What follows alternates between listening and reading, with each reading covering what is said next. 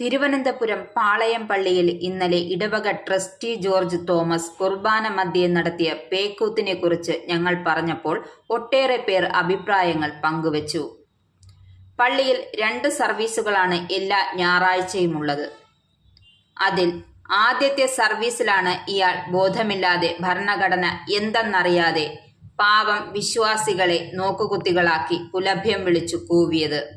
രണ്ടാമത്തെ സർവീസിലും ഇത് ആവർത്തിച്ചപ്പോൾ വിശ്വാസികൾ കേട്ടുനിന്നില്ല. അവരും പ്രതികരിച്ചു. ആ ദൃശ്യങ്ങളൊന്ന് കാണാം.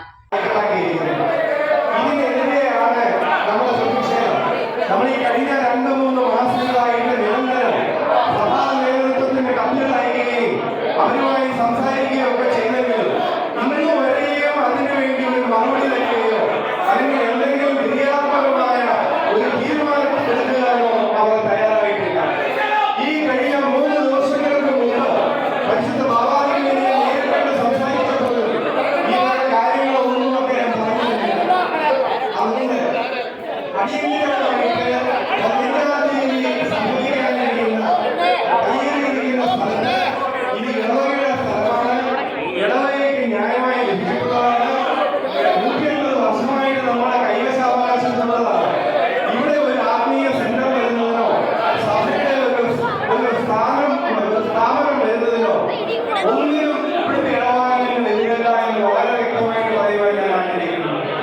ഈ സഭയുടെ ഒരു സെന്റർ തിരുവനന്തപുരത്ത് വരുന്നതിന് ക്രിയാത്മകമായ എല്ലാ സഹകരണവും നൽകുവാൻ നമ്മൾ തയ്യാറാണ്. ഇത് സഭാനേതൃത്വത്തെ നമ്മൾ അറിയിച്ചിട്ടുണ്ട്. ഇതെല്ലാം അറിഞ്ഞുകൊണ്ട് തന്നെ വളരെ നിഷ്ക്രിയമായ ഒരു സമീപനമാണ് സഭാനേതൃത്വത്തിന്റെ ഭാഗത്തു നിന്നുണ്ടായിരിക്കുന്നത്.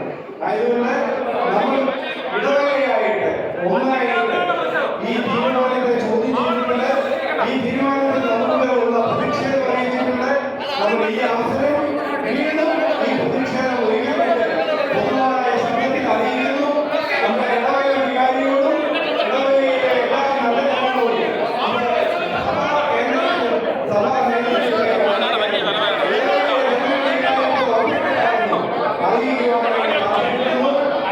വളരെ ഭേദപൂർവ്വം ഇങ്ങനെ ഒരു അവസരം ഉണ്ടായതിന് ഞങ്ങൾ ഖേദമുണ്ട്. പക്ഷേ ഇത് മനഃപൂർവ്വം നമ്മളായിട്ട് ഉണ്ടാക്കിയതല്ല. നമ്മൾ എല്ലാ കാര്യങ്ങളും ഈ കാര്യത്തിൽ നമ്മൾ എടുത്തിട്ടുണ്ട്. ആയതുകൊണ്ട് വീണ്ടും ആവർത്തിച്ച് പറയട്ടെ, ഇവിടെ ഒരു സെന്റർ ഉണ്ടാകുന്നതിന് സഹായങ്ങളോ ഇടവകയോ ഇതിലല്ല. ക്രിയാത്മകമായ എല്ലാ സഹായങ്ങളും തരാൻ തയ്യാറാണ്. പക്ഷേ ഇടവകയുടെ സ്വന്തമായ ഭൂമി സഭയുടെ ഭരണഘടനയനുസരിച്ച് ഇടവക പൊതുയോഗമാണ് തീരുമാനമെടുക്കേണ്ടത്. ഭരണഘടന എല്ലാ സ്ഥലങ്ങളിലും പൊക്കിപ്പിടിച്ച് നടക്കുന്ന ആത്മീയ നേതൃത്വം സ്വന്തം ഇടവകയിൽ സ്വന്തം ഇടവകാംഗങ്ങൾക്കെതിരെ പ്രയോഗിക്കുന്നത് ഒരു വിരോധാഭാസം. ആയതുകൊണ്ട് ഈ ഇടവകയുടെ മൊത്തത്തിലുള്ള പ്രതിഷേധം ഇവിടുത്തെ മാനേജിംഗ് കമ്മിറ്റിയും ഇവിടെ തെരഞ്ഞെടുക്കപ്പെട്ട എല്ലാവരും ഇവിടെ ഈ സ്ഥലത്തുണ്ട്. ആൺ പെൺ ഭേദമന്യേ തെരഞ്ഞെടുക്കപ്പെട്ട എല്ലാ പ്രതിനിധികളും ഇവിടെ എത്തിയിട്ടുണ്ട്. അവരുടെ എല്ലാവരുടെയും പേര്, മാനേജിംഗ് കമ്മിറ്റിയുടെ പേര്, ഇടവകയുടെ പേര്, ഈ കാര്യത്തിലുള്ള ഞങ്ങൾക്കുള്ള അനർഹമായ വിരോധവും ഞങ്ങൾക്കുള്ള പ്രതിഷേധവും ഇവിടെ രേഖപ്പെടുത്തുന്നു. ബഹുമാനപ്പെട്ട വികാരിയും സഹവികാരിമാരും ബാക്കിയുള്ളവരും ഇതിന് വേണ്ടുന്ന ശുഷ്കാന്തിയോടുകൂടി ഈ കാര്യത്തിൽ ലഭ്യമായ ഒരു പരിഹാരം ഉണ്ടാക്കാൻ പ്രവർത്തിക്കണമെന്ന് അപേക്ഷിക്കുന്നു. അതിനുശേഷം വിശ്വാസികൾ പങ്കുവച്ച ചില കുറിപ്പുകൾ പ്രേക്ഷകരുമായി പങ്കുവെക്കുകയാണ്. ഈ സ്ഥലം തെമ്മാടിപ്പറമ്പല്ല.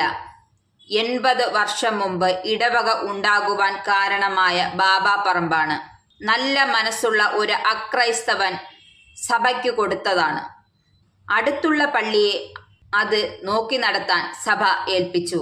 അത് തിരികെ നൽകാനുള്ള മനസ്സില്ലാത്ത നേതൃത്വം പള്ളി ഭരണത്തിൽ വന്നതിന്റെ കുഴപ്പമാണ് ഇന്നലെ കണ്ടത്. കള്ളക്കളിയിൽ കൂടി അധികാരം പിടിച്ചെടുത്ത നേതൃത്വമാണ് ഇവിടത്തെ പള്ളി കമ്മിറ്റി. എന്റെ ചുറ്റുമാണ് ഭൂമി കറങ്ങുന്നതെന്നാണ് അവരുടെ ചിന്ത. അവരുടെ ശൗര്യം തീർക്കുന്നത് സഭയോടും സഭാ പിതാക്കന്മാരോടുമാണോ? അവരവരുടെ വീടുകളിൽ പോയി തീർത്താൽ മതി. പാളയം പള്ളി ആരുടെയും കുടുംബ സ്വത്തല്ല. പൂർവ്വപിതാക്കന്മാരുടെയും പാവം വിശ്വാസികളുടെയും വിയർപ്പിന്റെ ഫലമാണ്. 10 വോട്ടിന്റെ പിൻബലത്തിൽ ട്രസ്റ്റിയും സെക്രട്ടറിയുമൊക്കെ ആയപ്പോൾ സഭാപിതാക്കന്മാരെക്കാളും വലിയ ആളായെന്നൊരു തോന്നൽ. ഒരു ഇടവക ട്രസ്റ്റിയുടെ ചുമതലകൾ എന്തുവാണെന്ന് ഭരണഘടനയിൽ പ്രത്യേകം എഴുതിയിട്ടുണ്ട്. വായിക്കാൻ അറിയാമെങ്കിൽ വായിച്ചു നോക്ക്. പുതിയ കണ്ണട വെച്ച് തന്നെ വായിക്കണം. എങ്കിലേ വ്യക്തമായി എഴുതിയിരിക്കുന്നത് കാണാൻ പറ്റൂ. ചെമ്മീൻ ചാടിയാൽ മുട്ടോളം, ഇല്ലെങ്കിൽ ചട്ടിയോളം. ഇയാൾ ഭദ്രാസന കൗൺസിൽ അംഗം കൂടിയാണ്. ഇടവക മെത്രോപോലിത്തയെ അനുസരിക്കാത്ത കുഞ്ഞാട്. ഒരു കാര്യം മാത്രം പറയാം, കളിക്കുന്നത് ആരോടാണെന്ന് ചിന്തിക്കണം. സഭയോടാണ്, സഭാപിതാക്കന്മാരോടാണ്. സഭ ദൈവത്തിൻ്റെതാണ്.